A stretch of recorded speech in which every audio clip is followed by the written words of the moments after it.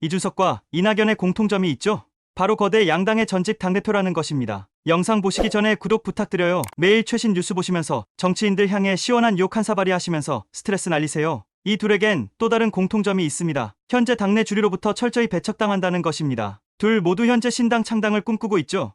이낙연 대표는 애매한 자세를 취하고 있지만 한쪽으론 신당에 대한 생각을 분명히 하고 있을 겁니다. 이준석은 약속의 12월에 왔네요. 12월 말까지 국민의힘이 변하지 않으면 창당하겠다고 엄포를 놓았죠. 이준석의 선택지는 세 가지입니다. 창당하거나, 국힘에 잔류하거나, 삼지대 정당에 합류하거나. 현 시점에선 창당 가능성이 가장 높지만 다른 선택지를 배제할 순 없습니다. 12월 말까지 김기현 체제가 유지된다면 이준석 탈당 가능성은 매우 높아질 것이고, 김기현 체제가 붕괴하고 비대위로 전환한다면 탈당 가능성은 떨어질 것입니다. 만약 김기현 체제가 붕괴하고 비대위 또는 선대위 체제로 간다면 이준석이 날뛸 수 있는 공간은 더욱 늘어나겠죠. 일각에선 한동훈과 이준석 연대설도 꾸준히 제기됩니다. 둘의 지지층이 극명히 갈리는 만큼 융화가 잘 될지는 의문이지만요. 만약 이준석이 신당을 창당한다면 어떤 일이 벌어질까요? 우선 여당 의석수는 많이 감소할 수 있습니다. 여당의 서울 강세 지역은 강남 3구와 용산 정도인데요. 강남의 신당 후보들을 내세우면 여당과 표가 분산되어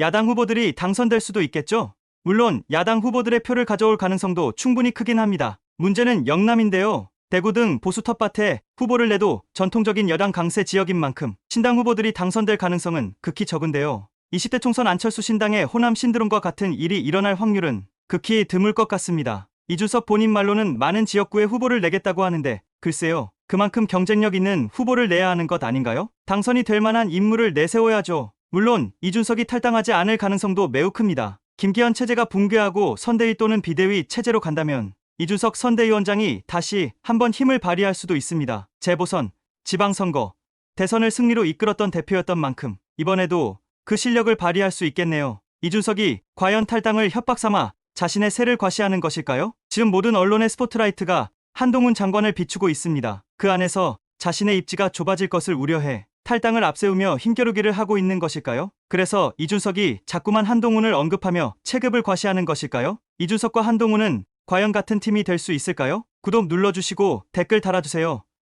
저도 의견을 말씀드릴게요. 이낙연 얘기를 해봅시다. 이낙연은 이재명 대표 민주당 체제를 연일 비판하고 있습니다. 이재명 영장이 기각된 이후 친명 색깔이 더욱 강화된 민주당입니다. 이낙연은 이를 두고 민주당의 무너진 원칙을 되살리고 국민이 요구하는 상식의 정치를 세우겠다며 강성 팬덤 정치와 과감하게 결별하고 당내 민주주의를 회복해야 한다고 말했는데요. 그러면서 맨날 법원에 가는 대표로 어떻게 총선을 이기겠냐고 사실상 이재명을 정면 비판했습니다. 이낙연뿐 아니죠. 조응천, 이원욱 등 비명계 의원도 연일 이재명을 비판하고 있습니다. 이상민은 아예 국민의힘 입당 직전까지 갔죠. 이들의 선택도 세 가지입니다. 민주당에 잔류하거나 창당하거나 삼지대 합류입니다. 일단은 잔류 확률이 가장 높긴 한데요. 이재명이 사퇴하고 통합 비대위가 나오지 않는 이상 탈당 후 창당 가능성이 높아지는 게 사실입니다. 비명계 의원들의 탈당이 말 그대로 탈당이라면 이낙연의 탈당은 탈당에서 그치는 것이 아닌 사실상 분당입니다. 이낙연은 문재인 정부 총리와 민주당 당대표를 지냈고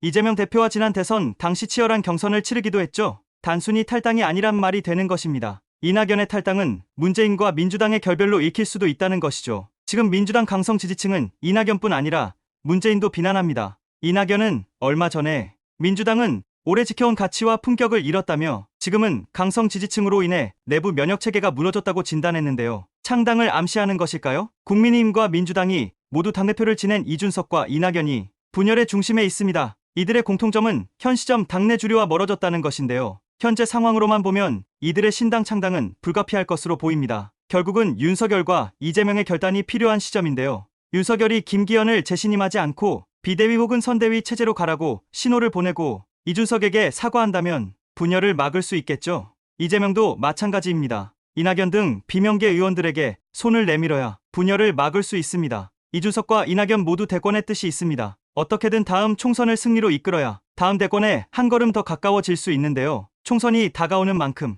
여야 거물 정치인들의 수싸움이 더욱 치열해지네요. 여러분들의 생각을 댓글로 달아주세요. 구독하시면 매일 최신 정치 뉴스를 받아보실 수 있습니다. 친구들께도 공유하시고 함께 토론하시고 시원한 욕하시길 바랍니다.